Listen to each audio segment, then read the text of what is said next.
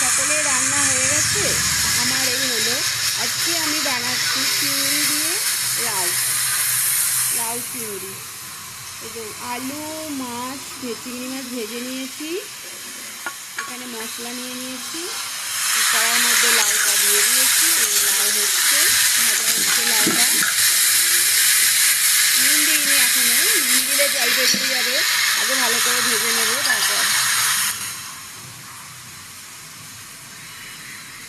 আর এটা মাছের মাথা ভেজে রেখেছি, থোড় দিয়ে দেবো।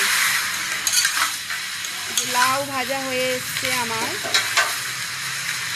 এর উপরে নুন দেবো অল্প হালকা করে। আর এই মাছ ভাজা আলু সমস্ত কিছু লাউয়ের মধ্যে দিয়ে দিলাম, দিয়ে আর একটু ভালো করে কষিয়ে নেব।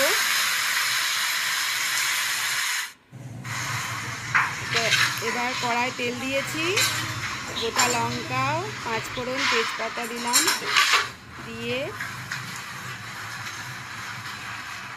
তেলটা গরম হচ্ছে, গরম হলে মশলাটা দেব।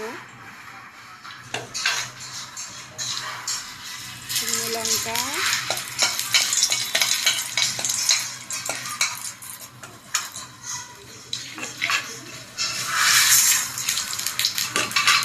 একটু নেড়ে নেব। শুকনো লঙ্কা, তেজপাতা, পাঁচফোড়ন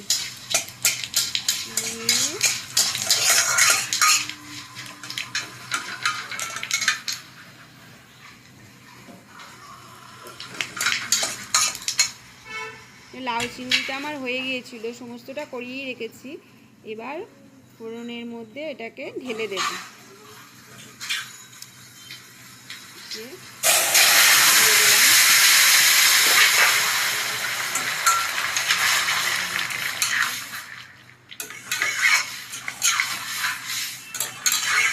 ফোড়নের মধ্যে ঢেলে দিয়েছি।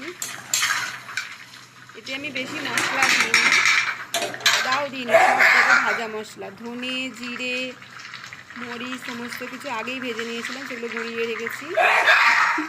একটু ফুটছে এখন, আর একটু ফুটলে ভাজা মশলা দেবো, দিয়ে নামিয়ে